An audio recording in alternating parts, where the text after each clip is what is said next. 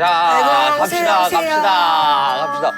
어머, 나도 오늘 같이 가는 사람 또 있나 보다. 아니 가이드님이 먼저 오셨네. 가이드님이야? 가이드님 먼저 오셨어. 어, 안녕하세요. 안녕하세요. 어머, 어머.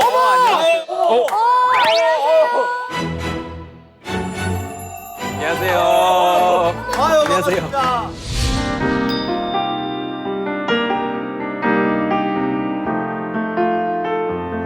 allgemeine Sonntagszeitung.이라고요. 따로 없어요. 적용되지는 그건 않아요. 되게- 기업에서 별로 신경 안 쓰고 한국학이랑 국제관계, 외교안보 쪽으로 네, 했었는데. Guten Tag. Freut mich, Sie kennenzulernen. 오늘 여러분의 다크 가이드로 함께 합류하게 됐습니다. 가이드님이었어? 제가 가이드예요, 오늘. 맞습니다. 반갑습니다.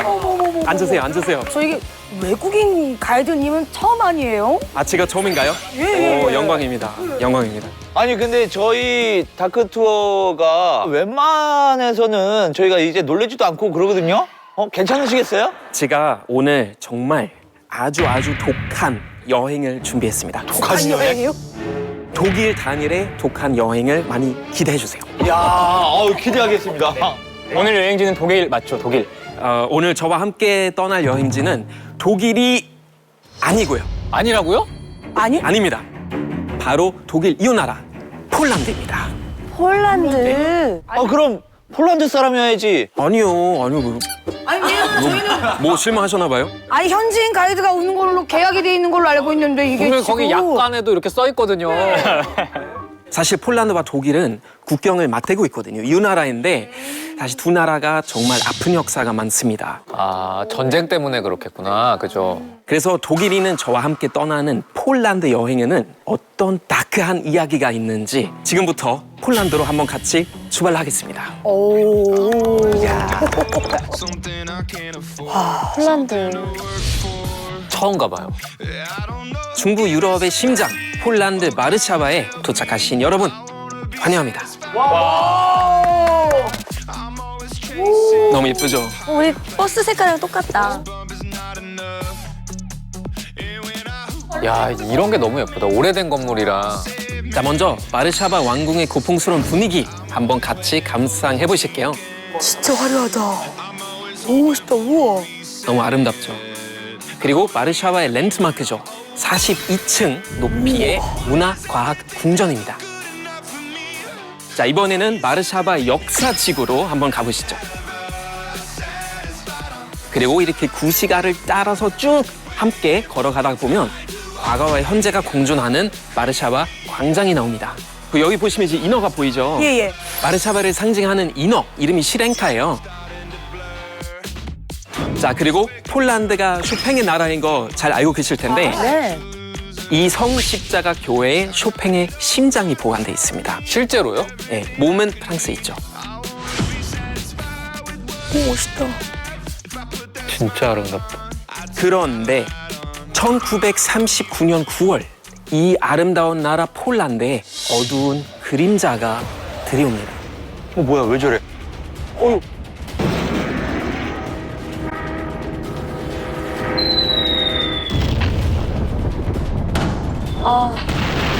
전쟁이구나. 일명 팔바이스 백색 작전이라고 불리는 독일의 폴란드 공격으로 제2차 세계대전이 시작됩니다. 독일군은 격렬하게 폴란드의 숨통을 조였고요. 시민들은 공포에 빠졌죠. 독일군이 차지한 거리 곳곳에서는 죄 없는 시민들을 상대로 아주 거대한 작전이 펼쳐지는데요. 모든 유대인을 제거하라! 독일 나치 정권의 유대인 사냥이었습니다. 그 우리가 알고 있는 그 시작이 여기서부터인 거예요? 맞습니다. 아이고. 그리고 잔혹한 인종 청소가 시작됐습니다. 나치 독일이 벌인 인류 역사상 최악의 집단 학살.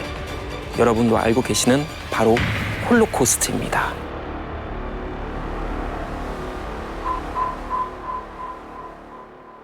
좀 많이 무겁고 굉장히 끔찍한 이야기들이 이제 여러분을 기다리고 있는데 그래도 꼭 알아야 할 역사니까 함께 좀 떠나면서 우리 조금 견문을 넓힐 수 있는 좋은 시간이었으면 좋겠습니다. 근데 다니엘 씨가 독일 출신인데 오늘 이야기하는 게 조금 불편하지 않으세요? 이제 전범 나라의 국민으로서 조금 많이 불편할 수도 있는 얘기지만 저는 사실 반반이에요. 유대인 혈통이 있긴 있어요. 저희 아버지 원래 이스라엘 분이시고 어머님은 독일 사람이라서 가해자의 시각 그리고 피해자의 시각 이 두 가지 시각을 제가 좀 가지고 있으니까 다각도로 좀 의미 있는 여행을 최대한 제가 가이드 해드리도록 노력해 보겠습니다. 그래 바로 알아야지. 자, 홀로코스트는 2차 세계대전 때 나치 독일이 조직적으로 벌인 집단 학살입니다. 1939년 나치 독일이 폴란드를 공격하면서 2차 세계대전이 이제 시작되는데요. 게르만 민족을 중심으로 세계 질서를 바꾸는 게 당시 나치 독일의 목표였다고 보시면 됩니다. 그 목표를 이루기 위해 벌인 전쟁은 인류 역사상 가장 많은 인명피해 그리고 재산 피해를 남긴 최악의 전쟁으로 기록됐습니다. 나치 독일은 전쟁을 일으키면서 독일 국민이 반유대인 감정을 가지게 하는데요. 반유대 정책이 극단적으로 변해서 인종 청소로 이어진 겁니다. 청소라니. 자, 학살 규모가 어느 정도였는지 혹시 여러분 그 숫자 들어보셨어요, 혹시?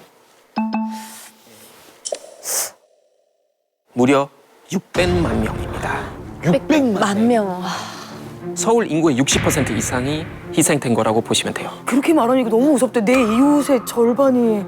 근데 그게 어떤 한 집단을 의도적으로 그렇게 다 죽였다고 하니까 그게 더 무서운 거 아니에요? 맞습니다. 불특정 다수가 아니라.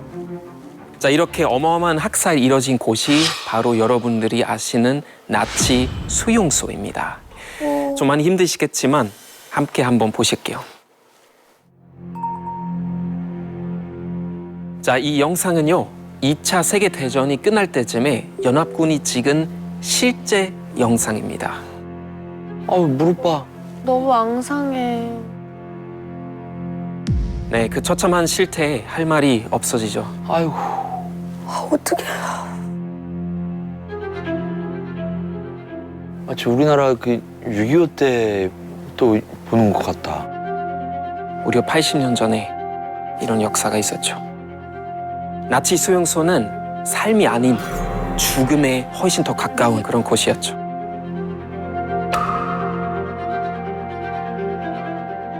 그냥 흙에다 매장한 거네. 그러니까 사후 처리를 그냥 저렇게 아무렇지 않게.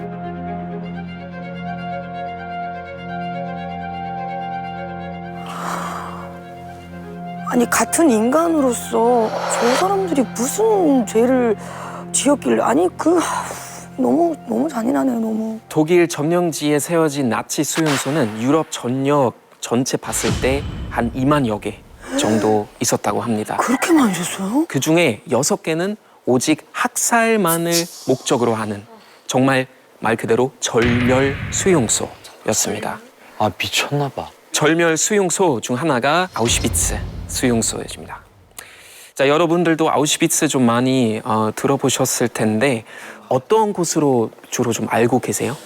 저는 아우슈비츠 하면은 제일 아마 많이들 알고 있을 텐데 생체 실험? 근데 그 실험에 대해서 막 여러 가지 하잖아요. 근데 거기에는 연령 제한도 없고 심지어는 뭐 갓난아기도 있고 근데 어마어마하게 자행을 했다. 뭐 이런 얘기들? 맞습니다. 아우슈비츠 수용소가 얼마나 끔찍하고 얼마나 극한 곳이었는지 여러분들이 아마 상상하는 거 아마 그 이상일 거예요. 아까 홀로코스트 희생자 수가 600만 명이라고 했었죠. 이 중 110만 명의 희생자가 나온 곳이 바로 아우슈비츠였습니다. 그 수용소에서만요? 이 수용소에서만 110만 명. 이곳에서 얼마나 악독한 일이 벌어졌는지 80년이 지난 지금까지 남아있는 아우슈비츠 수용소의 흔적을 우리가 한번 찾아가 보겠습니다. 함께 한번 가보시죠. 네, 우리는 지금 아우슈비츠 수용소로 지금 가고 있습니다. 현재 모습인 거죠? 맞습니다. 자, 잘 따라오시고요. 근데 많은 분들이 좀 가시네요. 맞습니다. 입구에 쓰인 저 문구 혹시 보이세요? 뭐라고 써 있는 거예요? 이제 슬슬 보이기 시작하는데 독일말로 Arbeit macht frei라고 써 있는데 한국말로 하면은 노동이 너희를 자유롭게 하리라 이런 뜻입니다. 자, 아우슈비츠는 원래 노동 수용소였다가 절멸 수용소의 역할도 함께 하게 됐는데요. 아우슈비츠는 나치 수용소들 중에서 가장 규모가 컸고요. 또 가장 아까 이 말이 나왔죠. 지옥 같은 그런 곳이었습니다. 자, 그 실태를 보여주는 곳이 바로 이 곳인데요. 이곳은 샤워실이라고 부르는 곳이었습니다. 샤워? 네, 함께 한번 들어가 볼까요? 약간 지하 방공호처럼 생겼네. 나치 친위대는 이곳에 수감자들을 끌고 와서 샤워를 해야 하니 옷을 전부 다 벗으라고 명령을 내렸습니다. 그냥 목욕시설. 그렇죠. 옷을 벗은 수감자들은 물이 나오기를 기다렸습니다. 그런데 가스가. 샤워실을 가득 채운 것은 물이 아니라 독가스였습니다.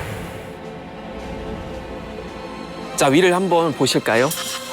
천장에 있는 저 네모난 구멍을 통해서 끔찍한 만행이 이뤄졌는데요. 저 뭐예요? 바로 독가스를 넣는 구멍이었던 겁니다. 나치 친위대가 저 구멍으로 넣는 게 이 살충제였는데요. 살충제? 시클론비라고 불렸는데 한 통으로 사람 400명을 죽일 수 있었습니다.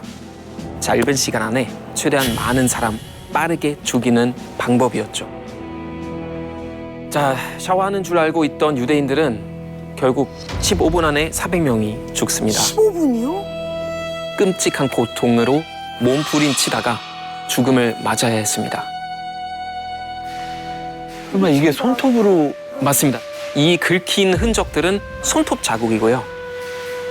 그리고 검게 변색된 이 얼룩은 핏자국입니다. 손톱이 빠질 때까지 벽을 긁으면서 처음에는 어떻게든 살려고 몸부림 쳤을 거고요. 나중엔 차라리 빨리 죽기라도 바라지 않았을까. 자, 사망한 시신들은 어떻게 처리했을까요? 자, 가스실 옆에 있는 소각장에서 무참히 소각됐습니다. 이 아우슈비츠는요, 정말 철저하게 계획된 말 그대로 학살 공장이었습니다. 진짜 잔인한 건 뭔지 아세요? 이 시신을 소각하는 일을 유대인들한테 맡겼던 겁니다. 줄무늬 그 죄속복 입고 일하는 모습 이제 잘 보이실 텐데 이런 일을 맡은 유대인 수감자들 어떻게 불렀냐면은 전다코만도. 원래 이 말을 이제 경찰이나 뭐 군대 쪽에서 좀 특전사나 특전부대 이제 많이 사용되는 말이기도 한데 그렇게 불렸다고 합니다. 저기에 뽑혀서 저 일을 한 유대인들은 얼마나 괴로웠을까? 내 친구, 내 가족을 그 시신을 태우는 거잖아요. 그게 또 내가 될 수도 있는 거고. 맞습니다. 미래 저를 볼 수도 있는 상황이었던 것 같아요. 가스실을 한 번 작동할 때마다 살해된 사람이 2,000명 정도였습니다. 나중에 시신이 너무 많아서요. 그냥 모아놓고 한꺼번에 불태우기도 했습니다. 바로 이런 모습인데 이 사진은 전다코만도가 몰래 찍은 그 당시 실제 사진입니다. 그러니까 저거 정말 무슨 쓰레기 소각하듯이 그렇게 한 거잖아요. 그렇게 모아놓고 그냥 한 번에 태워버린 거죠. 참상이 벌어졌던 이 수용소는 이제 그 잔인한 역사를 알리는 박물관이 됐어요. 우리고도 지금 둘러보고 있는데 좀 마음이 무겁지만 조금 구체적으로 한번 같이 둘러보실게요. 자, 저기 쌓여있는 이 통들 보이시죠? 각각 그 가스. 시클론비가 담겨있던 통들입니다. 자, 이렇게 가득 쌓였다는 건 많은 사람들이 죽었다는 뜻이죠. 그리고 여기 이제 쌓인 가방들 보이시죠? 이건 수감자들이 맡겨두었던 가방들입니다. 이제 샤워하러 들어갈 때. 근데 자세히 보면 가방마다 이름이 적혀 있죠. 네. 다시 찾을 줄 알고 표시해 준 거죠. 다시 찾을 줄 알고. 네. 하지만 이 가방들은 결국 끝내 주인들에게 다시 돌아오지 못했죠. 저도 총 3번 정도 갔는데 한국 있다가 오랜만에 독일 휴가 가거나 촬영 갈 때 이제는 이 땅이 낯설게 느껴져요. 네, 예전에는 정말 그냥 저의 친숙한 우리 부모님, 우리 할아버지 할머니의 땅이었는데 이제는 진짜 갈 때마다 프랑크푸르트 공항 딱 도착했을 때 이렇게 정말 말도 안 되는 범죄가 일어났던 저의 모국의 땅이구나, 네, 이런 생각이 하게 되는 것 같습니다. 그때도 수용소 갔다가 저는 거기서 다시 나갈 수 있었잖아요. 근데 그 사람들은 정말 그 600만 명의 이제 그 분들은 들어갔다가 여기서 나올 수 있는 방법 딱 하나예요. 연기로.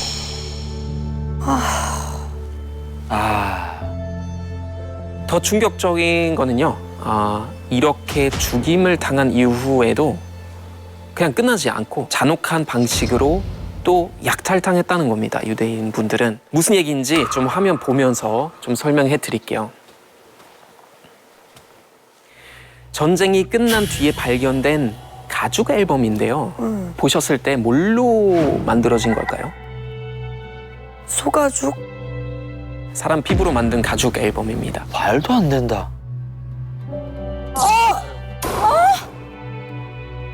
와.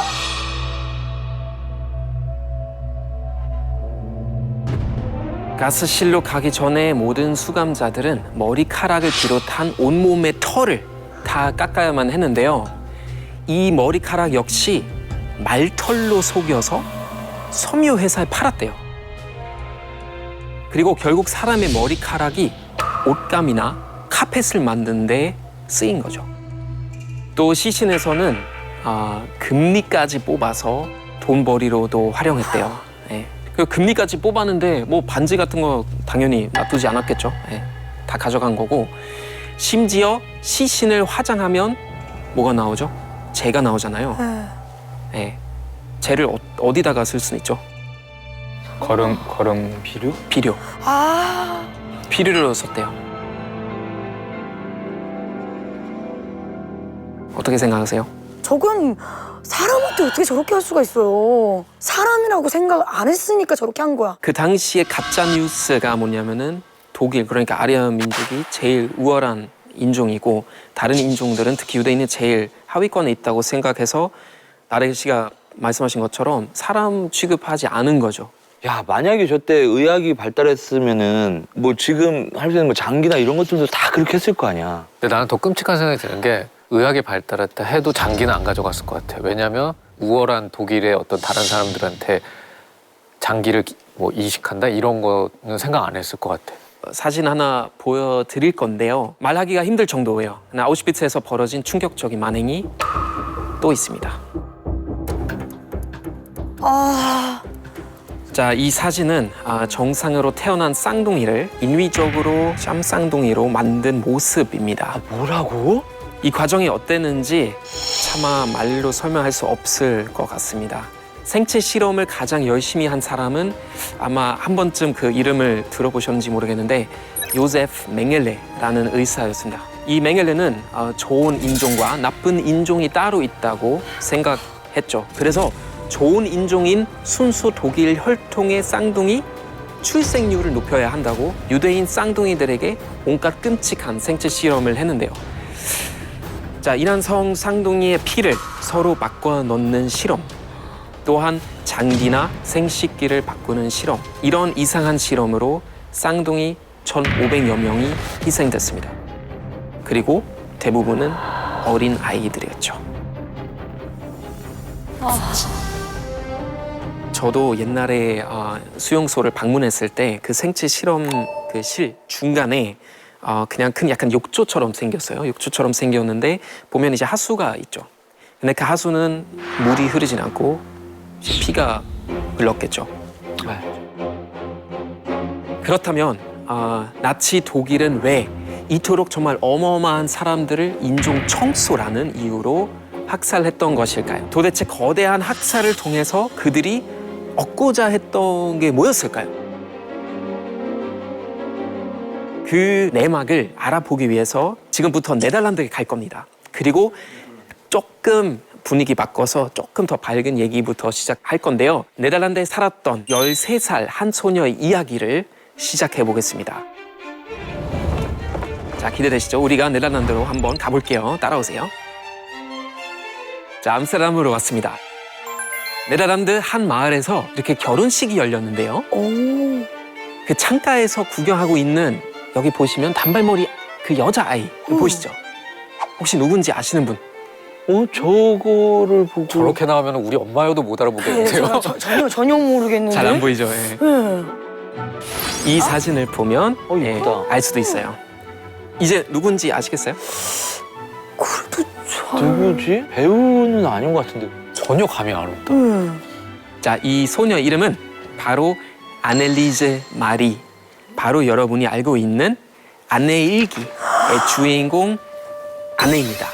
안내. 네. 이거 분명히 우리 학교 다닐 때 필독서 아니에요? 그래 맞아 필독서야 맞아. 초등학교 때. 아, 한국에서도 네, 필독서요. 예, 맞아요. 좋네요. 저희도 무조건 읽어야 독후감 되는 써야 거죠. 돼요. 네. 우리. 맞아, 맞아. 좋네요. 저도 한국에서 그 필독이라는 건 몰랐는데 안내의 일기라는 책은 독일에서도 Das Tagebuch der Anne Frank이라고 부르죠. 안네 프랑크의 일기라고 이렇게 보통 제목을 지어진 상태입니다.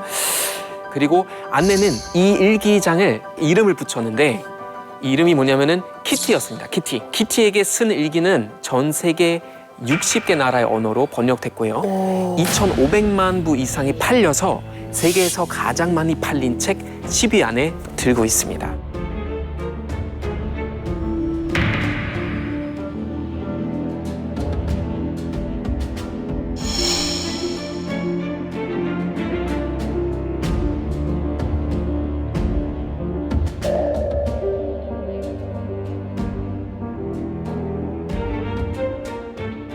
좀 혹시 안내 일기 그 내용 자체가 조금 자세히 기억나세요? 혹시? 나도 기억이 안 나. 나는 그런 거 뭔가 때 이러고 내가 있던 기억나는 거는 어느 곳에 숨어서 혼자서 썼던 근데 그런 그 뒷 얘기가 기억이 안 나. 요런 그러니까 그런 분위기만 그치? 기억이 나고. 왜냐면 우리가 기억하는 건 그 전이 아니라 뭔가 쓰고 거기서 끝이지. 그렇지. 응. 그러면 지금부터는 홀로코스트 시대를 살았던 13살 소녀의 그 일기장을 한 줄 한 줄 달아서 읽으면서 그날의 역사를 눈앞에 보는 것처럼 한번 가이드 해드리겠습니다. 좀 함께 한번 보실게요. 아 귀여워. 귀엽죠? 예, 1929년 독일에서 태어났습니다. 안내가. 그리고 아버지가 유대인 사업가였어요. 아 유복한 집안이구나. 네. 그래서 부유한 어린 시절을 보냈습니다. 하지만 2차 세계대전 때문에 안내의 운명은 완전히 달라졌습니다. 나치 독일의 유대인 박해를 피해서 은신처에 숨어서 지내야 했고요. 2년 넘게 단 한 번도 밖에 나오지 못했습니다. 결국 나치에게 들킨 안내는 수용소로 끌려가게 되고요. 수용소를 옮겨 다니면서 사람들이 비참하게 죽는 모습을 지켜봐야만 했습니다.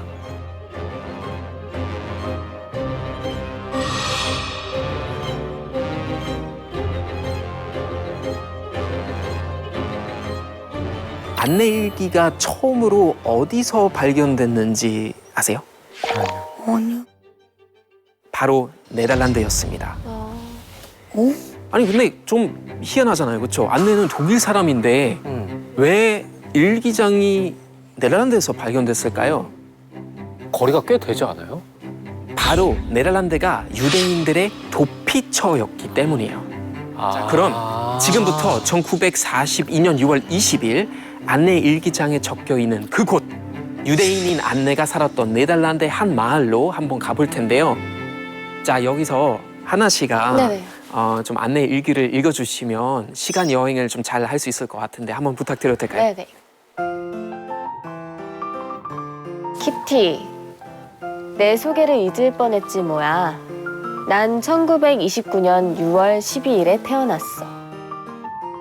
우리 가족은 4살 때까지 프랑크푸르트에서 살았는데 유대인이어서 1933년 독일을 떠나 네덜란드로 이주했어. 그래서 네덜란드로 이렇게 피신하게 된 거네요. 맞습니다. 자, 우리가 갈 곳은 일기장에 적혀 있는 대로 안내가 네덜란드로 이주해서 살던 바로 그 집입니다. 자, 출발 한번 하시죠. 저거 타고 가는 저 거예요? 타야 돼요. 저 타야 돼요. 오, 자, 잠깐만요. 잠깐만요. 잠깐만, 나 같이 가요. 동전이 없어요. 잠깐만, 뭐 어떻게 찍어야 돼? 제가 대신해 드릴게요. 그래, 빨리 그래, 따라오세요. 그래. 네. 자, 유럽에 왔으니까 트램도 한번 타봐야겠죠. 트램이 이게? 좀 빨리 타시죠. 시간 별로 없으니까 빨리. 자, 발 조심하시고요. 트램을 타고 달리니까 좀 기분이 어떠신가요? 네, 유럽 왔네. 트램은 유럽 온 속도가 느낌이야. 빠르지 않아서 이렇게 구경하기 좋은 것 같아요. 자, 안내가 살던 집은 암스테르담 도심에서 조금 떨어져 있거든요. 근데 지금도 있을까? 너무 오래됐을 것 같은데. 궁금하시죠? 자, 바로 여기입니다. 가방 잘 챙기시고요. 우리가 도착한 곳이 어디냐면요. 암스테르담 남부 메르베드 지구라는 곳인데요. 1930년대 중립국이었던 네덜란드는 유대인들에게 도피처였거든요. 당시 이 지역 주민 3명 중에 1명은 독일에서 이주한 유대인이었습니다. 어마어마한 숫자였죠. 그럼 안내가 살던 아파트로 저 한번 가보실게요. 바로 이 건물입니다.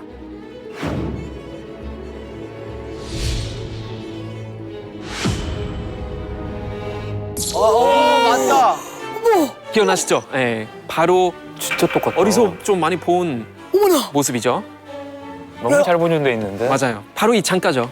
어머, 진짜 리모델링 중간에 잘했나 봐, 보수를. 야, 이런 걸 배워야 돼.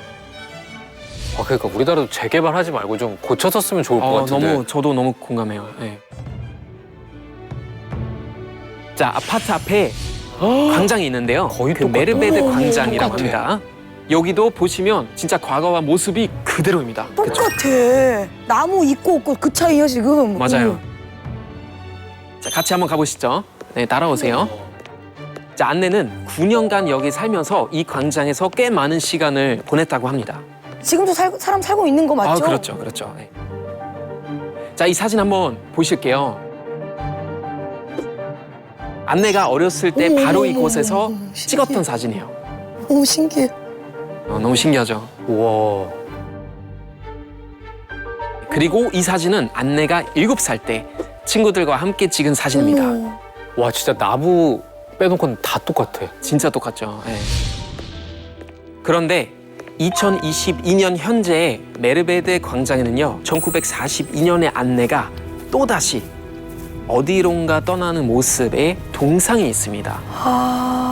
있네. 자, 두 손에 들고 있는 그 큰 가방 보이시죠? 가방 2개를 메고 떠나야 했던 13살 안내에게는 과연 무슨 일이 있었던 걸까요? 안내는 왜 또 떠나야만 했던 것일까요? 그건 초대받지 않은 불청객 때문이었습니다. 응? 1942년 7월 5일 안내의 집에 불청객이 찾아왔고요. 그 방문 때문에 안내의 삶은 완전히 바뀌어버립니다. 과연 한 소녀의 인생을 바꾼 이 불청객은 누구였을까요? 어떤 정체였을까요? 자, 그날은 일요일이었습니다. 주말의 평화를 깨버린 의문의 불청객은 거침없이 안내의 집으로 걸어갔습니다. 자, 누구일 것 같으세요? 앞잡이? 앞잡이 있잖아. 그런 사람이 있을 것 같아. 자, 손에 문서를 하나 들고 가는 사람은요, 우편 배달부였습니다. 우편 배달부인데, 그럼 이 문서는 과연 뭐였을까요? 이게 뭐야? 이 문서는요, 바로 나치의 유대인 이민국에서 보낸 소환장이었습니다. 노동 수용소에 가게 됐으니 준비물을 챙기라는 내용이었는데요. 강제 소환을 거부하면 당연히 처벌하겠다고 적혀 있습니다. 네덜란드 중립국이라고 했잖아요. 중국이잖아. 독일이 이미 점령했죠. 야, 난 여기서 또 악랄함이 느껴지는 게 진짜 하나하나 다 찾아낸 거 아니에요. 어떻게 찾아냈지, 근데? 그러니까 여긴 또 워낙 유대인이 많았다고 하니까 어떤 커뮤니티의 하나를 급습하거나 분명히 그리고 앞잡이 있어가지고 몇 호에 누구고 몇 호 이거 다 해지. 그러니까 너네 가족이 안 가려면은 근처에 유대인 누구 있는지 얘기해, 이렇게? 자, 안내 일기에 이 날에 대한 기록이 있습니다. 자, 이번에도 하나 씨한테 한번 부탁드려도 될까요? 키티, 언니랑 자려고 누웠을 때 언니가 말해줬어. 사실 소환장이 아빠에게 온 것이 아니라 마코트 언니 자신한테 온 거라고 말이야. 언니가 소환되다니 나는 너무 무서워서 울어버렸어. 언니? 언니가 몇 살인데? 언니가 2살인가 3살 이상이었던 걸로 그럼 기억하는데 15살밖에 안 됐잖아. 아까 사진으로 봤을 때 거의 비슷했어요. 어. 또래였어. 다음 날 안내 가족은 바로 도망가기로 결심합니다. 그리고 일부러 집안을 어지럽히면서 단서를 남기는데요. 이 단서는 문서에 적혀 있는 주소였습니다. 그 스위스. 그쵸? 스위스로 떠난 척한 거예요. 오. 스위스 주소를 남겨놓은 거죠. 오. 교란 작전을 한 거구나. 맞습니다.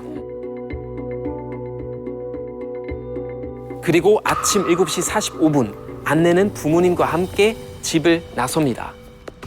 보통 때처럼 책가방을 들고 학교에 가는 척 뭐 한 거죠.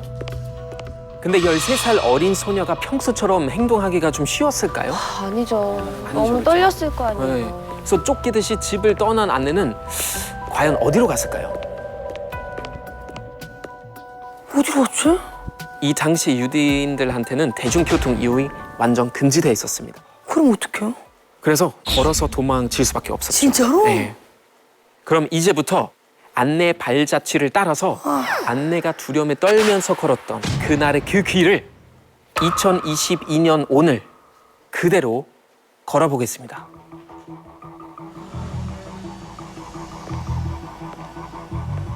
집에서 나온 안내 가족은 의심을 받을까봐 천천히 아주 천천히 걸었죠. 바로 이 길이었는데요. 잘 따라오고 계시죠? 네, 이쪽으로 올게요. 가족이 다 같이 움직인 네, 거예요? 맞아요. 같이 움직이는 건데 만약 나치 경찰에게 걸리면 가족 모두의 목숨이 이제 위험해지겠죠.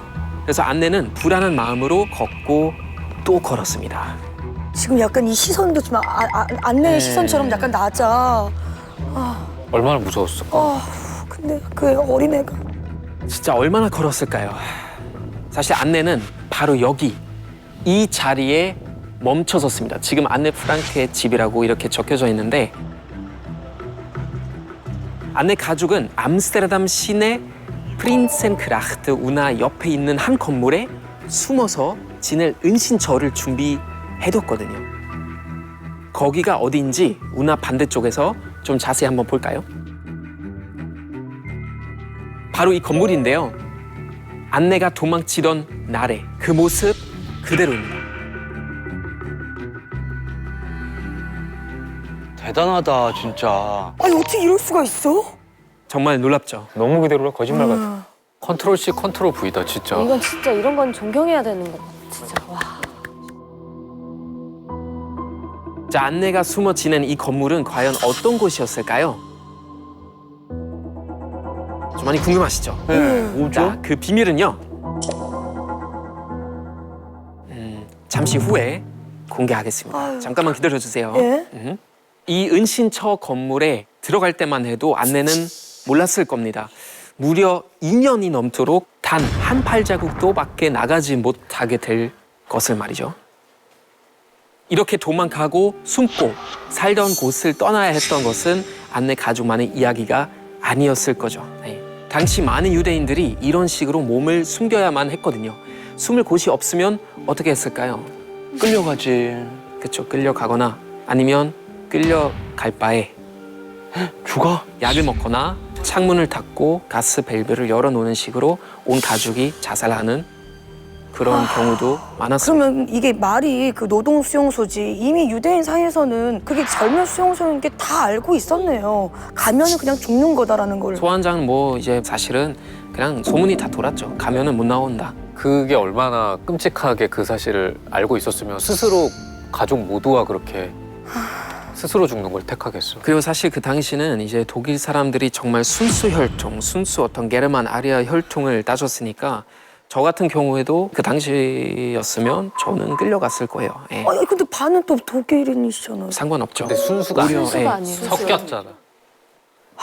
우리 할머니가 어렸을 때 저한테 무슨 얘기했냐면은 다니라 언젠간 혹시 또 비슷한 현상이 벌어질지 모르니 너는 쉽게 누구한테 너가 유대인 혈통이 있다는 것을 알리지 말라고 얘기했었는데 저는 그 당시에 무슨 말이야 그거 말도 안 되는 소리지 지금 얼마나 독일이 평화롭고 유럽이 얼마나 평화로운데 90년대만 해도 그런 생각을 했었는데 사실 독일에서도 다시 반유대 감정이 최근 몇 년 동안 굉장히 증가했었고 다른 나라에서도 그렇고 그리고 뭐 어떤 지금도 우크라이나 전쟁만 봐도 언제 어떤 일이 벌어질지 모르니 정말 조심해야 되는 부분입니다. 그러니까 이게 우리한테는 되게 아니 뭐 저렇게까지 생각해라고 하는데 저 일을 실제로 겪은 분들은 그렇죠. 그게 안 없어진다고 그러더라고요. 그렇지. 세상이 아무리 평화롭다 하더라도. 맞아. 그렇다면 나치 독일은 도대체 왜 유대인을 탄압하고 괴롭혔던 것일까요? 이거 왜 그래? 뭐야? 네, 그렇죠. 너무 궁금하시죠? 이 얘기를 하려면은 안내가 4살 때까지 살던 나라이자 저희 모국이기도 한 독일 이야기를 좀 해드려야 될 텐데요. 그리고 어떤 한 사람에 관한 이야기도 해야 합니다. 모든 비극의 중심에는 이 사람이 있었거든요. 누군지 만나보시죠. 아휴. 2차 세계대전이 발생하기 7년 전 1932년 7월 나치당은 독일 최대 정당이 됩니다. 당시 나치당은 국민들에게 인기가 엄청 많았었는데요. 나치당을 이끌던 이 사람 누군지 아시죠? 네. 네. 1933년 1월 독일 수상의 자리에 오른 바로 아돌프 히틀러였습니다. Ich will Ihnen nicht versprechen, dass diese Wiederauferstehung unseres Volkes von selbst kommt. Wir wollen arbeiten, aber das Volk selbst, es muss mithelfen.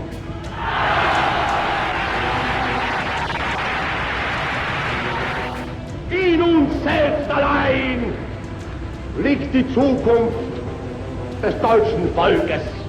Eigene Arbeit, durch eigenen Fleiß, eigene Entschlossenheit, eigenen Trotz, eigene Beharrlichkeit, dann werden wir wieder emporsteigen, genau wie die Väter einst auch Deutschland nicht Geschenk erhielten, sondern selbst nicht schaffen mussten. 저 바디랭귀지에 대한 심리학을 좋아해서 이거에 대한 얘기를 봤어요. 네. 바디랭귀지에 대한 심리학을 정말 잘 사용한 정치인이었다고 하더라고요. 일단은 이 동작부터가 계산된 거라고 하더라고요. 맞아요. 배우를 섭외했거든요. 배우를 섭외해서 배웠어요. 아 정말요? 네. 그래서 연설할 때도 뭐 굉장히 늦게 나왔다면서요. 연습하느라? 아니 연설 시간. 전설 시간. 왜냐면 사람들이 계속 안 나오니까 기다리고 집중 기대하고. 나왔을 때 그 효과가 그런 그 타이밍도 기다리다가 기다림이 계속되면은 아 뭐야 짜증이 나기 전에 딱 나오면은 와, 막 이렇게 되는 거야. 그리고 연설 시간 언제쯤이었을까요? 그 사람의 이제 사람들의 심리를 잘 이끌려면은 조전요? 맞아요. 조전요. 낮에는 연설 안 했거든요. 그러니까 저거를 다 만들어낸 거 아니에요? 그러니까 어떻게 전 국민이 빠질 수밖에 없지만 정말 매혹적으로. 정치 집단이라기보단 종교 집단과 그렇지. 비슷한 거 아니에요? 히틀러는 드는 사람을 사로잡는 연설로 유명했거든요. 많은 독일인들이 히틀러의 말에 열광했죠. 왜 그렇게 좋아했던 것인가? 그 이유를 알려면 사실 당시 독일의 상황을 좀 이해하고 봐야 할 텐데 독일은 1차 세계대전에서 패배하면서 자존심에 정말 큰 상처를 입은 그런 상태였죠. 엄청난 액수의 전쟁 배상금도 물어놔야 했고 배상금 때문에 독일 경제는 점점 어려워졌고요. 세계 대공황이라는 역사상 정말 최대 경제 위기까지 찾아옵니다. 불안해진 국민들은 서로 싸우기 시작했고요. 사회 갈등이 점점 더 심해졌습니다. 바로 이때 나타난 정치인이 히틀러였던 거죠. 아 이게 사기를 좀 일으켜줄 만한 지도자가 필요해. 맞아요. 원래 난세의 영웅인데 난세에게 참. 맞습니다. Wenn wir sagen nicht den Reichen, gebt ihr den Armen, sondern wir sagen, deutsches Volk, hilft dir selbst. Jeder soll helfen, ob arm oder reich, Jeder soll sich denken, es gibt noch einen, der ärmer ist als ich und dem will ich helfen als Volksgenosse.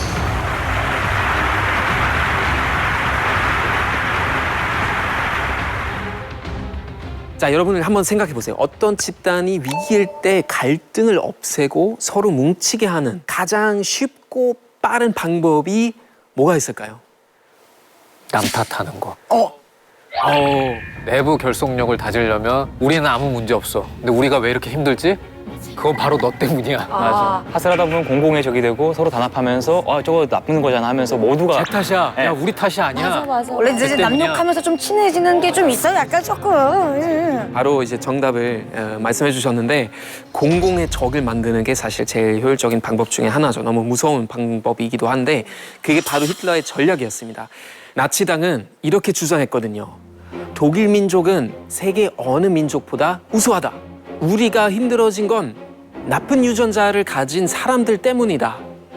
제시를 한 거죠. 자, 나쁜 유전자를 가진 독일인의 적. 그게 바로 유대인으로 타겟을. 유대인들이었죠. 근데 그게 왜 유대인한테만 간 거예요? 유대인들은 전통적으로 예전부터 유럽에서 사실 이제 금융업이나 대출 업체를 하는 경우가 많았었거든요. 근데 경제가 안 좋았을 때여서 독일 정부나 개인이 여기서 돈을 많이 빌려다가 썼겠죠, 아무래도. 그럼 이자를 내야 하잖아요. 응. 히틀러는 이자에 시달리는 국민들의 마음을 저격합니다. 우리가 고통받는 건 높은 이자를 받는 그 유대인들 때문이 아니야? 그래서 유대인들이 우리의 피를 빨아먹고 있다. 이런 식으로 이제 자기 주장을 펼쳐놓은 거죠. 그리고 지금과 비교하면 경제가 안 좋았으니까 이자율이 진짜 높았을 거 아니에요. 그러게. 근데 이게 근데 진짜로 꼭 하긴 할 것 같지. 완전 그러니까 돈 독하지. 갚기 싫으니까 죽이자 그럼. 이거 아니야. 결국 나치는 반유대인 정책을 만들어서 유대인들의 직장 그리고 재산을 모두 빼앗았습니다. 시민권도 빼앗았습니다. 아이고.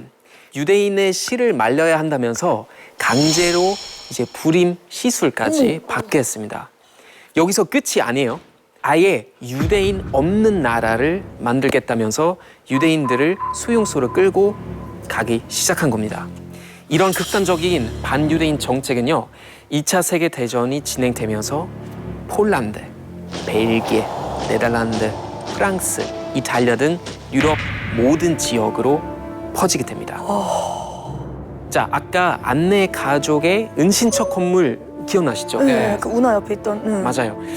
안내가 2년 1개월 동안 꼼짝 못하고 숨어 지는 이곳.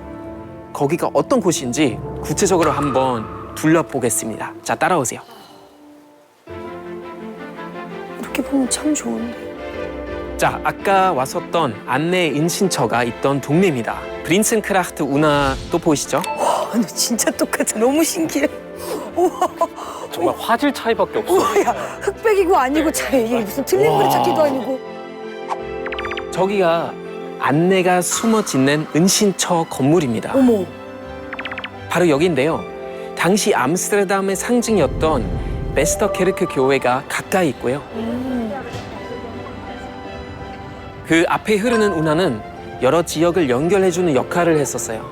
한마디로 신의 한복판이었던 거죠. 오, 너무 대놓고 숨어 있었던 거 아니야? 근데 여긴 딱 걸릴 것 같은데? 안내 가족은 어떻게 이런 곳에서 오랫동안 들키지 않고 숨어 있을 수 있었을까요? 건물을 자세히 살펴보면 여기에 비밀이 있습니다. 자, 이제 안내가 갔던 그대로 건물 안으로 들어가 보겠습니다. 들어갈 수 있어요? 네, 들어갈 수 있어요. 문을 열고 들어가면 바로 앞에 계단이 있거든요. 가파르니까 좀 조심히 올라오시고. 정말 가파르다. 자, 쭉 걸어가 보면요. 저기 앞에 이 책장이 보이시죠? 자, 이 책장이 뭐냐면요. 안내가 숨어있던 공간으로 가는 비밀의 문이었습니다. 아하. 저 오른쪽이 입구구나. 열려 있는구나. 바로 그 뒤에 은신처로 가는 통로가 있었던 거죠. 어머. 바로 이렇게 말이죠. 신기하다. 자, 이 책장이 어디에 있었는지 건물 밖에서 한번 좀 살펴볼게요. 한 건물의 지붕이 여기 2개인 거 예. 보이시죠? 네. 네. 아 저기 가운데. 좁고 긴 건물의 앞 건물이 아니라 그 뒤에 있는 뒷 건물이 바로 안내 인신처였는데요. 이 뒷 건물은 앞 건물을 통해서만 들어갈 수 있었고요. 책장 저기 있다. 맞아요. 여기 잘 보이시죠? 네. 이 앞 건물과 뒷 건물 사이에 책장이 있었던 거죠. 안내는 이 뒷 건물을 비밀 별관이라고 불렀답니다. 자, 지금부터 일기장 속 내용 그대로 비밀 별관으로의 시간 여행을 한번 같이 해보겠습니다. 키티, 입구의 바로 맞은편에 가파른 계단이 있고 왼쪽에 있는 짧은 통로를 지나면 우리 가족의 거실 겸 침실이 있어. 여기가. 맞아요. 그 옆에 있는 좀 작은 방이 언니와 나를 위한 공부방 겸 침실이야. 자, 안내 인신처는 현재 안내 박물관이 돼서 이렇게 빈 방으로 남아 있는데요. 벽에 붙은 사진과 엽서들에서 안내 흔적들 좀 찾을 수는 있죠. 그리고 이 벽에는요, 숨어 지내는 동안 안내가 키를 잰 흔적도 남아 있습니다. 야, 이건 다 똑같네. 네, 똑같죠. 유럽에서도 많이 했어요. 자, 안내가 일기를 썼던 책상도 이 방에 있었는데요.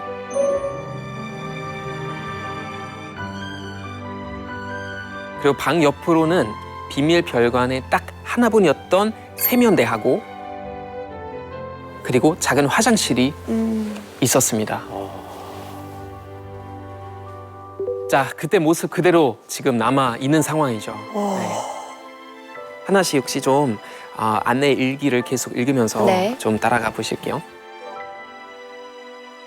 키티, 계단을 올라가 첫 번째 문을 열면 누구든지 깜짝 놀랄걸?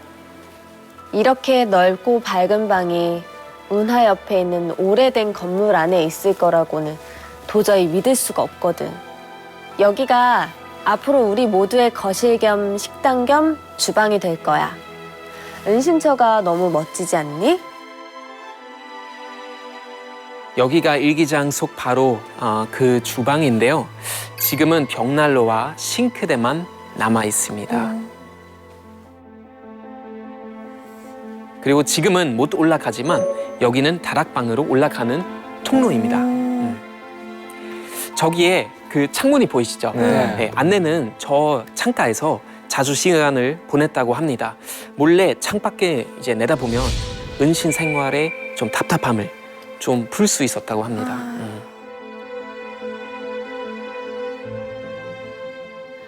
그 안내가 이렇게 힘든 순간에도 좀 긍정적으로 잘 이겨낸 게 그 글에 다 담겨 있어서. 맞아요. 맞아. 어둡지가 않아. 그래서 너무 슬픈 게 여기 잠깐 있다가 또 금방 나갈 수 있을 거라고 희망에 차서 쓴 그 느낌이 너무 마음 아파요. 맞아요. 안내는 처음 이 비밀 별관에 왔을 때 좀 약간 재미있는 여행 온 것 같은 기분이었다고 합니다.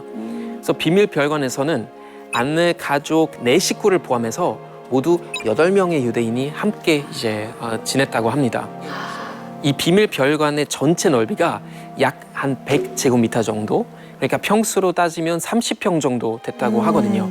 8명이 같은 공간에서 밖에 나가지도 못하고 2년 넘게 같이 지낸다고 한번 상상하면 만약에 여러분이라면 어떤 느낌일 것 같으세요? 감정적으로 너무 힘들 것 같아. 그러니까 저게 그냥 있어야 돼 이게 아니라 매일 어떤 불안함이 네. 있었을 거 아니에요. 그쵸. 근데 그 불안함과 또 보살펴야 되는 아이들이 있고 그럼 또 내가 모르는 어떤 다른 사람들도 있고 그러면 너무너무 괴로웠을 것 같아요. 이게 진짜 힘든 게 뭐냐면 만약에 감옥 생활이라면은 너 뭐 5년형이야. 그럼 5년이라는 끝이 있잖아요. 근데 이거는 언제가 끝날지 모르는 상태에서 계속 있는 거라서 그게 정말 힘들거든요. 맞아요. 게다가 숨어 있는 거는 들키면 안 되는 상황이었잖아요.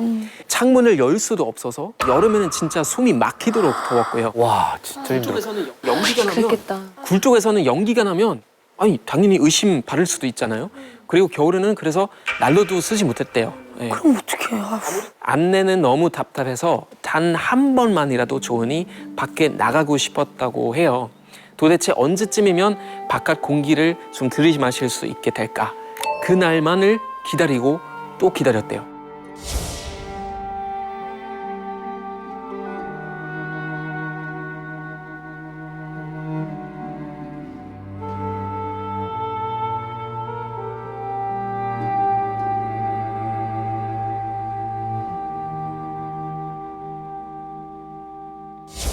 그런데 매일매일 숨도 제대로 못 쉬면서 살던 안내 가족을 어디선가 지켜보고 있는 시선이 있었습니다. 아, 걸렸나? 그리고 1944년 8월 4일 이른 아침에 아유 깜짝이야. 아유. 깜짝이야. 아유. 암스테르담의 유대인 담당 사무실로 전화가 걸려옵니다. 저기요, 그 프린센크라흐트 263번지 있잖아요. 거기 한번 가보세요. 거기 들어가면 책장 뒤에 유대인들이 좀 숨어 있답니다. 누가 꼰질렀네. 누가 꼰질렀어. 어떻게 알았어? 그 신고가 있고 나서 얼마 되지 않아 경찰은 비밀 별관으로 들이닥쳤고요.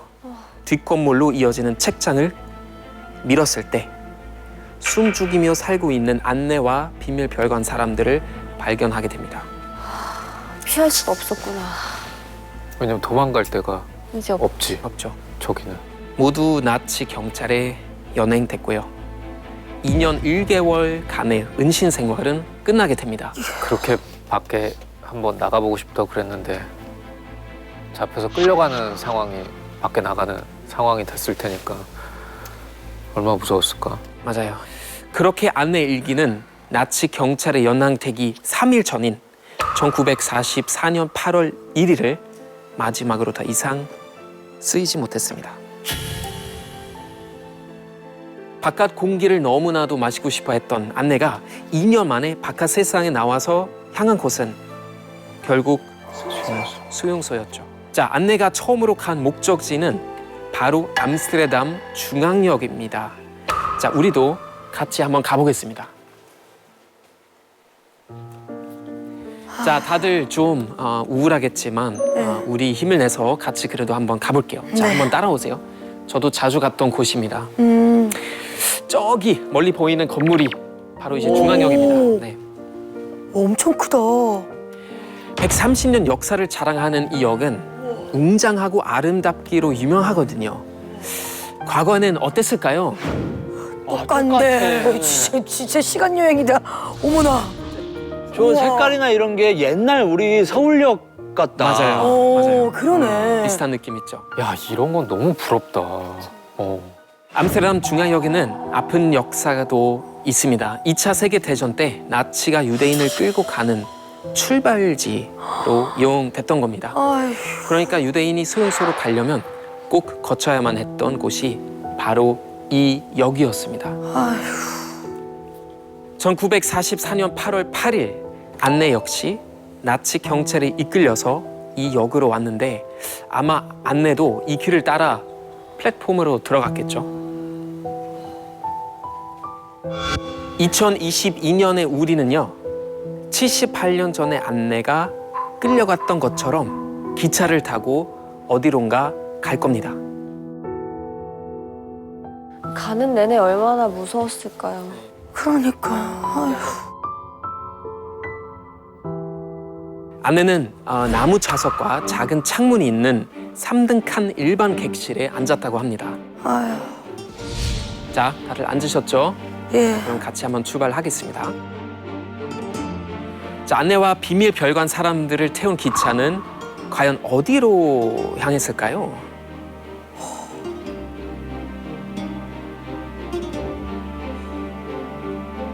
안내가 도착한 곳은 바로 메스터보르크 수용소였습니다. 익숙하지 않은 이름이죠, 그렇죠? 이 수용소는 죽음으로 가는 기착지라고도 불리던 곳인데요. 안내 발자취를 쫓아서 처음으로 머물렀던 수용소로 같이 가보시죠. 안내가 탄 기차는 달리고 또 달려서 네덜란드 북동부 지역으로 향했습니다. 그리고 바로 여기 메스터보르크 환승 수용소에 도착합니다. 약 10만 명의 유대인이 이 수용소를 거쳐 갔는데요. 안내도 그 중에 한 명이었죠. 자, 지금은 수용소가 어떻게 변했을까요? 좀 둘러볼까요, 같이? 아마도 안내가 걸었던 그 길을 그대로 따라서 한 발 한 발 한번 걸어가 볼게요. 이것도 있네. 지금은 수용자들을 감시했던 감시탑, 수용소 사령관이 썼던 사무소처럼 몇몇 건물만 남아 있습니다. 자, 당시 모습은 어땠을까요? 사진으로 보면 뭐가 달라진 거 있죠? 네. 건물들이 좀 없어졌네. 맞아요. 네, 이 소용소는 200여 개의 막사가 또 쭉 늘어서 있었거든요. 여기서 살짝 보이는데요. 지금은 막사 건물이 딱 하나만 있는데요. 그때 모습대로 보관한 건물이라고 합니다. 좀 들어가 보실까요? 한번 따라오세요. 지금은 이렇게 비어 있지만요. 예전에는 양쪽으로 쭉 침대가 놓여 있었습니다. 네. 3층이야. 자, 안쪽으로 좀 더 걸어가 볼게요. 지금은 비어있는 이 자리는요, 수감자들이 일하던 작업장이 있습니다. 안내를 비롯한 수감자들은 독일의 군수산업에 동원되는데요. 이때 안내와 함께 일했던 한 수감자의 생전 인터뷰 남아있다고 합니다. 진짜요? 네, 생전 인터뷰였는데 같이 한번 들어보실게요. prettige van de batterijen was dat je dan met elkaar kon praten, want het was zulk doodwerk. De meisjes ook, die waren daar. We zaten aan lange tafels batterijen te kloven. Er werd gepraat, er werd gelachen. 웃음이 있었다고? 수용소에 웃음이 있다는 게 뭔가 저분이 거짓 증언하시는 거 아니에요? 수용소라고 하는데 아까 제가 어떤 수용소라고 했는지 혹시 기억나세요? 환승 수용소. 네. 네, 환승 수용소. 그러니까 진짜 우리가 알던 수용소로 보내지기 전에 잠시 들르는 수용소였던 거죠.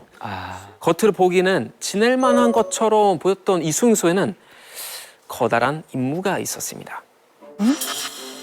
바로 유대인들을 학살이 이뤄지는 진짜 수용소로 무사히 이송하라 라는 의무였는데, 그런데 만약 여기서 폭동이 일어나거나 하면은 어떻게 되는 거예요? 목표를 이룰 수 없겠죠. 그래서 수감자들이 안심하도록 최대한 평화로운 노동 수용소인 척을 했던 거죠. 안심시키는 거예요, 안심. 아우, 진짜 희망 고문이네. 그러니까, 근데 진짜 못됐다. 소문이랑 다르구나. 그러니까요. 근데 여기는 끝이 아닙니다. 정말 우리가 생각하는 수용소하고 너무나 다른 건 학교, 미용실 있었대요. 그리고 수감자들은 스포츠 활동을 하거나 각종 공연도 어머. 볼 수 있었다고 합니다. 그 낭치가 무서운 게 이 사람의 심리를 되게 교묘하게 희망을 줬다가 그 희망을 산산이 조각내니까 너무 무서워요. 맞습니다. 자, 이 시기에 나치 독일이 내세운 유대인 정책이 있었거든요. 이거 뭐라고 하냐면은 Endlösung der Judenfrage라고 불렀는데, 그 한국말로 하면은 유대인 문제 최종 해결. 최종 해결책은 유대인을 전부 다 죽여 없애버리는 것을 의미했습니다. 20세기 최악의 치욕적인 사건으로 꼽히는 집단 학살, 홀로코스트가 본격적으로 시작된 겁니다. 이제 안내는 어떻게 됐을까요?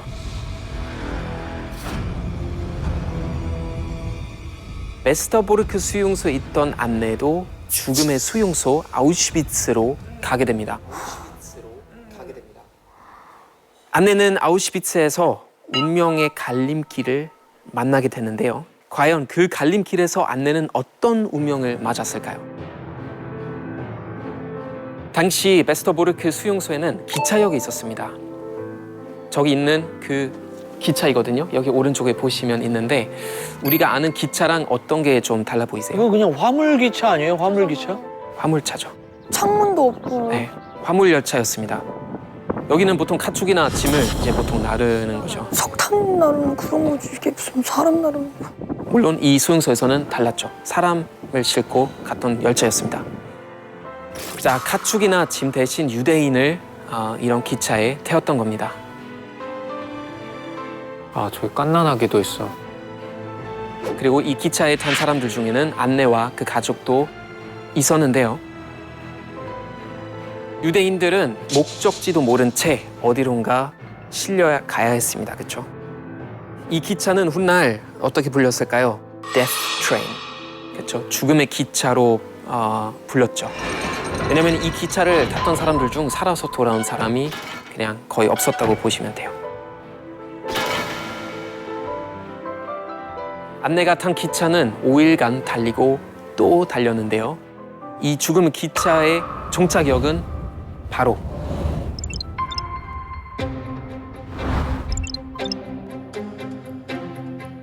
그 악명 높은 죽음의 수용소 아우슈비츠였습니다. 그리고 저기 앞에 보이는 수용소 입구에서 상상도 못할 잔인한 일이 벌어지는데요. 정말 짐 짝이 쏟아지듯이 기차에서 내린 뒤 운명의 관문을 통과해야 했던 것입니다. 나치는 이걸 뭐라고 불렀냐면은 선별 작업. 그게 뭐예요? 선별 작업. 이 선별 작업은요, 나이가 몇 살인지, 아픈 데는 없는지 있는지 확실히 그런 거 다 구별해서 왼쪽 그리고 오른쪽으로 이렇게 나누는 것이었습니다. 그 한쪽에는 젊고 건강한 사람이 있고, 또 반대쪽에는 좀 병이 있거나 약하거나 나이 있거나 어린 아이들이 썼습니다. 이렇게 선별된 사람들은 각각 다른 곳으로 이제 이동했는데요. 아무것도 모르고. 네, 아무것도 모르고. 젊고 건강한 그룹, 그리고 노약자와 어린이 그룹, 이렇게 나눈 기준은 과연 뭐였을까요? 노동력인 것 같은데요. 응. 바로 죽일 사람과 나중에 죽일 사람. 살릴 사람, 죽일 사람. 죽일 사람은 바로 노약자와 어린이였고요. 이 그룹은 곧바로 가스실로 끌려가 죽음을 이제 아이고. 당했습니다. 아내는 정말 너무나 다행히도 젊고 건강한 그룹으로 이제 분류돼서 간신히 목숨을 구할 수 있었습니다. 아, 다행이다. 아내는 여기서 아버지와 헤어지게 되고요. 엄마 그리고 언니와 함께 아우슈비츠 제2수용소인 비르크나우 수용소에 보내지게 됩니다. 비르크나우에서 안내는 과연 어떻게 생활했을까요? 네, 바로 여기가 안내가 가게 된 아우슈비츠 제2수용소 비르크나우입니다. 아, 너무 절망적이다. 그리고 여기서는 여자 숙소가 따로 있는 수용소였는데요. 먼저 보이는 이 철조망은요, 330V 고압 전류가 흘렸습니다. 수감자들의 탈출을 막기 위해서였는데요. 그러나 수용소 생활을 참지 못한 일부 수감자들은 일부러 이 철조망에 달려들기도 했습니다. 자, 철조망 안쪽으로 걸어가 볼까요? 아내도 이 길을 따라서 갔겠죠. 처음엔 비르크나우 수용소에 오면 샤워실로 가야 했습니다. 샤워실 건물로 한번 같이 들어가 볼게요. 네, 들어가면 먼저 이렇게 큰 공간이 나오는데요. 수감자들이 등록 절차를 밟는 곳이었습니다. 등록이 끝나면 옷을 벗고 모든 소지품을 빼앗아가는 건데요. 저기 어린아이의 옷도 보이시죠? 이곳은 나이가 어리다고 해서 피할 수 있는 곳이 당연히 아니었습니다. 그리고 수감자들이 벗은 옷은 저기 보이는 그 살균기로 소독했는데요. 전염병을 막기 위해서였던 것으로 보입니다. 그 다음에는 Untersuchungsraum이라고 써 있어요. Untersuchungsraum. 이거 한국말로 하면은 뭐 조사, 검사실, 라는 뜻인데요. 여기서 수감자들은 문신으로 팔에 숫자를 새기게 됐습니다. 이 숫자는 앞으로 이름 대신에 사용되는 거죠. 이곳에서 유대인들은 사람이 아니라 그냥 숫자에 불과했던 것이죠. 진짜 너무한다. 자, 이제 안내와 여성 수감자들이 지냈던 막사로 또 같이 한번 가볼게요. 자, 여기로 한번 들어오세요. 자, 양쪽에는 나무 침대가 있는데 어때 보이시나요? 아이고, 있네요, 영상에. 정말 마구간처럼 생긴 이 막사에는 늘 수감자들로 가득 차 있었던 거죠. 좁고 낮은 이 침대에서는 잠을 잘 때 몸도 잘 못 움직였다고 해요. 자, 이제 다음 건물로 또 한번 같이 가볼게요. 들어오세요, 이쪽으로.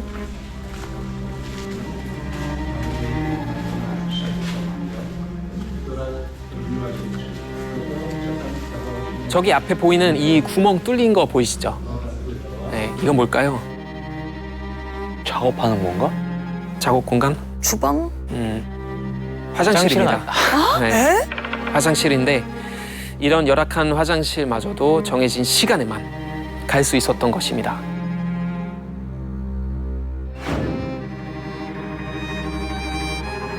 수감자들은 새벽 4시부터 일어나서 12시간 이상의 고된 노동에 시달렸다고 합니다. 그리고 그에 비해 정말 먹는 거는 진짜 말 것도 없죠. 너무 부실했습니다. 썩은 재료로 만든 묽은 수프, 돛밥을 섞어서 만든 빵 한 조각, 차 한 잔이 한 끼 식사였고요. 이것도 제대로 먹는 날이 많지 않았다고 봅니다. 제대로 먹지도 자지도 못하면서 심한 노동에 시달린 수감자들은 서서히 이제 또 죽어가고 있습니다. 와, 그러면 성치 않을 거 아니에요, 몸이. 네. 그러면 그 처음 갈랐던 것처럼 다시 또 필요 가치가 없어지면 이제 맞아. 그때 또 보내져서 죽는 거 아니에요? 사실 이것도 결국 나치들의 계획 중 하나였는데요. 바로 노동을 통한 절멸. 나치도 다른 학살 방법이었죠. 어떻게 보면. 누군가는 일하다가 죽었고요. 또 누군가는 이유도 없이 총을 맞아 죽었습니다. 물론 모두에게는 끔찍했겠지만 어린 안내에게는 특히 충격과 고통이 더 컸을 것 같아요. 15살인데, 그죠? 안내는 특히 어린 아이들이 가스실이나 생체 실험실로 가는 걸 보면서 정말 자주 눈물을 흘렸다고 합니다. 이렇게 수십 수백만 명을 모아서 대량으로 이제 학살하던 나치 독일. 그런데 갑자기 이상한 움직임이 보입니다. 독일 바깥 지역에 있던 그 수용자들을 독일 본토로 불러들이기 시작한 겁니다. 왜 갑자기 수용자들을 본국으로 불러들인 것일까요? 전쟁의 분위기가 뒤집혔기 때문이었죠. 1944년부터 45년 초 독일은 전쟁에서 결국 이제 밀리게 되거든요. 그래서 수용소 있는 지역을 빼앗길 처지가 되었습니다. 그래서 노동력으로 이용하던 수감자들을 빼앗길까 봐 급하게 본토로 불러들이게 된 겁니다. 그래서 이때 폴란드 아우슈비츠 수용소에 있던 안내로 독일 북부에 있는 수용소 베르겐-베일젠 수용소로 이제 결국 가게 됩니다. 이때 엄마와도 헤어지게 되고요. 언니 마고트와 둘만 수용소로 가게 되죠. 베르겐-베일젠 수용소는 아우슈비츠에 비해 상황이 좀 덜 끔찍했을까요? 우리가 보통 아우슈비츠 제일 끔찍한 걸로 생각하니까. 아우슈비츠보다는 좀 나을 것 같은데. 하지만 정말 전혀 아니었습니다. 네. 베르겐-베일젠은 가장 처참한 수용소로 악명이 높았거든요. 안내가 도착하고 불과 6개월 뒤에 찍힌 베르겐-베일젠 수용소의 실제 영상입니다. 산 사람들은 거의 죽어가는 모습이었고요. 그때였다면 저도 아마 거기 앉아 있지 않았을까, 그런 생각도 하게 되는 상황인 것 같습니다. 셀 수도 없을 정도로 많은 시신이 쌓여 있었습니다. 거대한 무덤, 바로 그 자체였죠.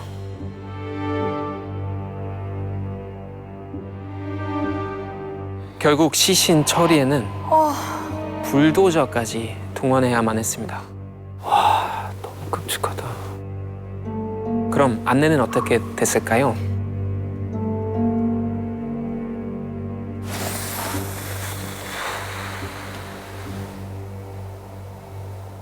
네, 너무 끔찍하죠. 저도 이런 자료를 볼 때마다 말을 잇는데 말 크게 할 필요도 없을 것 같아요.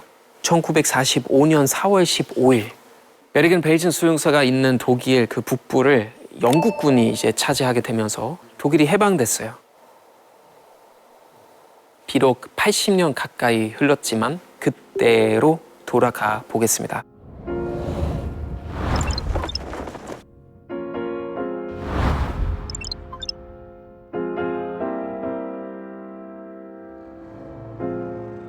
네, 여기가 바로 베르겐벨sen 수용소인데요. 같이 한번 들어가 보죠.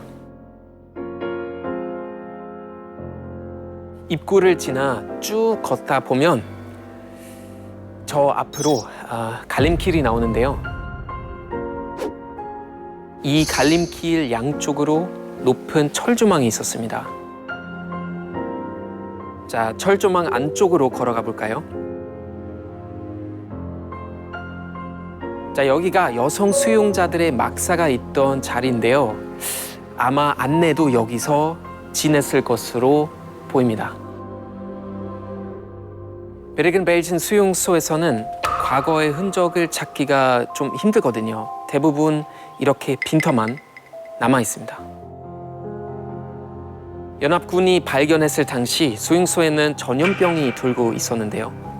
전염병이 더 퍼지는 걸 막으려고 연합군은 결국 모든 시설을 태워버렸습니다. 물론 그 전에 연합군은 넘쳐나는 이 시신들부터 처리해야 했습니다. 시신이 너무 많아서 불도저로 처리하는 모습, 다시 보실 수 있어요.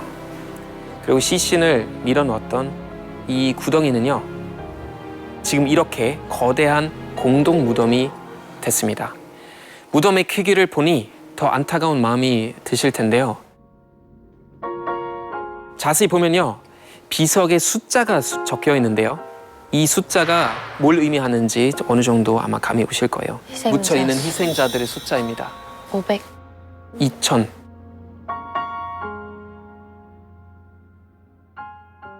자, 좀 다른 무덤도 한번 같이 가볼게요.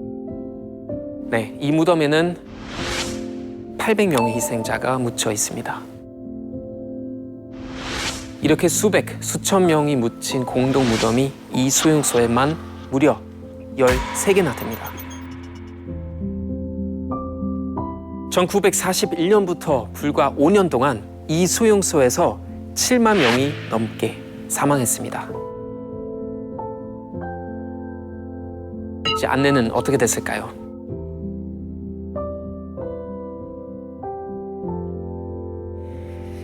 사실 안내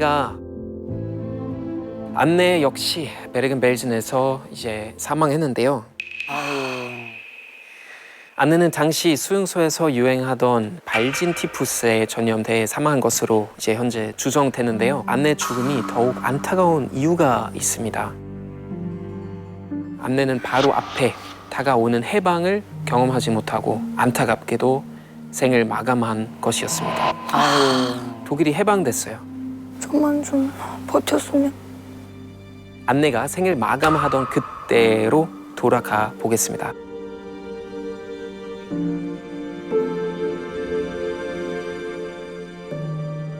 묘비들 사이를 지나 쭉 걸어가다 보면 안내와 안내 언니 마구트의 추모부위를 또 만나실 수 있습니다.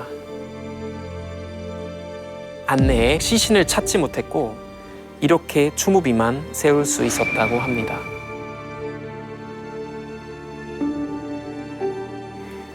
참 어렵지만 어떤 생각들 드세요?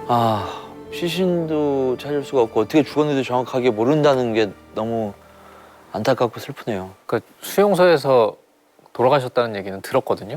근데 그 수용소가 저런 곳이고 그 수용소에서 사람들을 어떠한 방식으로 대했는지 그런 것들은 자세히 보는데 아니 근데 그 연합군이 와서 시신을 이렇게 수습을 불도저까지 동원을 해서 했다라고 하면은 그 전에는 그냥 시신을 다 방치해 뒀다는 건가요? 그러니까 원래 소각장에 이제 다 태워버렸는데 이제 어쨌거나 적군이 들어오니까 다 처리하지 못하고 뭐 도망쳤던 군인들도 있을 테고 그래서 그대로 남겨놓던 시신들 이제 발견하게 됐었죠. 너무 충격적인 것 같은 거. 저런 무덤이 13개가 있다는 것도 너무 놀랐고 한 무덤에 5천 명이 묻혔다는 것도 너무 충격적이고. 안내가 사망했을 무렵 1945년이 되면서 전세는 완전히 역전됩니다. 최악의 대학살을 저질렀던 나치는 영원할 수 없었는데요. 한때 유럽 전역을 차지했던 나치 독일은 소련과 맞붙게 되면서 패배의 길을 걷게 되고요. 결국 2차 세계대전이 끝나면서 홀로코스트의 참상은 만찬하에 밝혀집니다. 자, 나치 정권의 야만적인 행태를 좀 알고도 외면했거나 몰랐지만 알고 싶어 하지 않았던 그런 독일 국민들 역시 진치를 봐야만 했습니다. 연합군은 수용소 근처 주민들을 강제로 끌어모아 수용소로 가게 했습니다. 자, 사람들 표정 보이시죠? 웃고 있어. 웃어? 소풍에 온 것처럼 즐거워 보이는 사람들인데 사람 피부로 만든 전등 갓을 비롯해서요, 나치가 저지른 만행을 두 눈으로 확인하게 됩니다.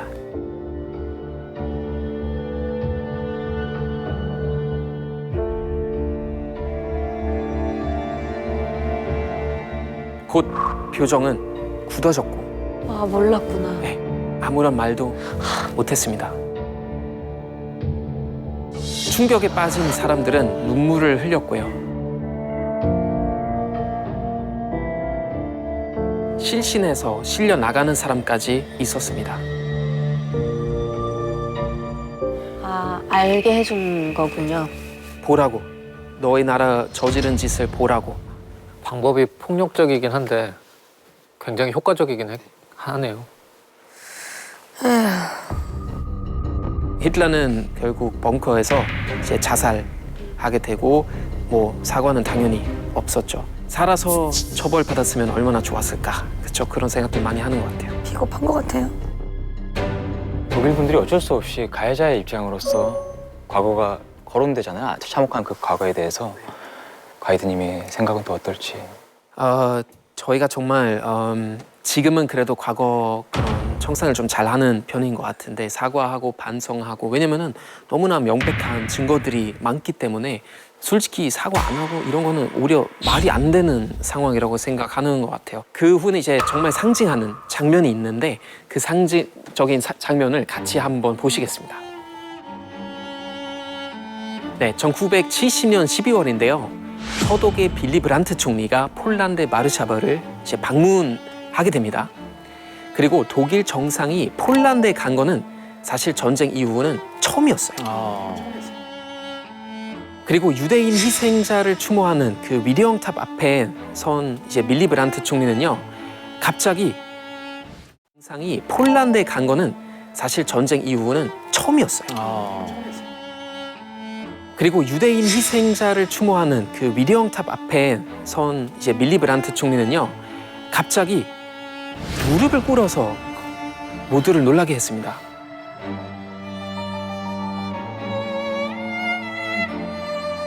사실 당시에는 아무도 총리가 이렇게 무릎 꿇고 갑자기 뭐 묵념하고 추모하는 그런 장면을 예상하지 못했단 말이죠. 이런 총리의 행동은요, 나치가 벌인 전쟁과 학살에 대한 진정한 사죄 그리고 반성으로 받아들여졌습니다.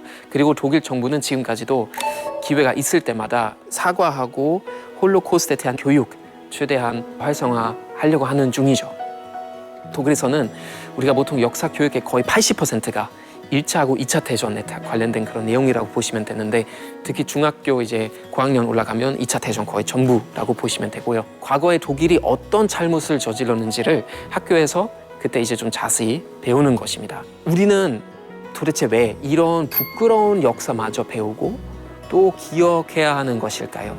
예전에 다하우스 수용소에서 봤던 좀 이제 어떤 추모 문구가 있었는데, 죽은 사람에게는 애도를 표하기 위하여, 그리고 살아있는 사람에게는 경고하기 위하여.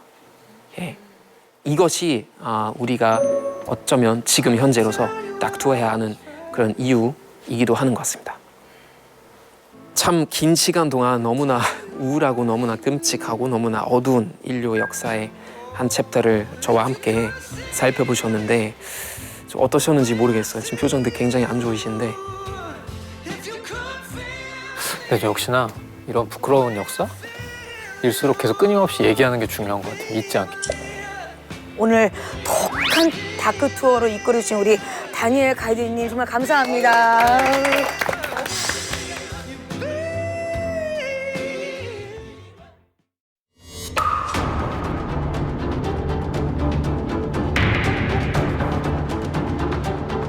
은행과 상점을 털고 차를 훔치고 살인까지 했던 세계의 커플 보니와 클라이드입니다.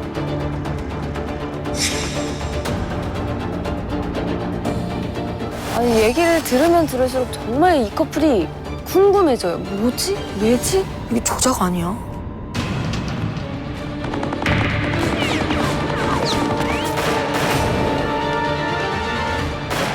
그런데 당시 상황을 보면 이 무법의 살인자에게 일단 기본적으로 열광했어요. 저렇게 하고 다니는데요? 정말 이 사람들이 그 시대가 낳은 의로운 도적이었을까요? 아니면 그냥 사람들이 허상으로 만들어낸 영웅이었을까요? JTBC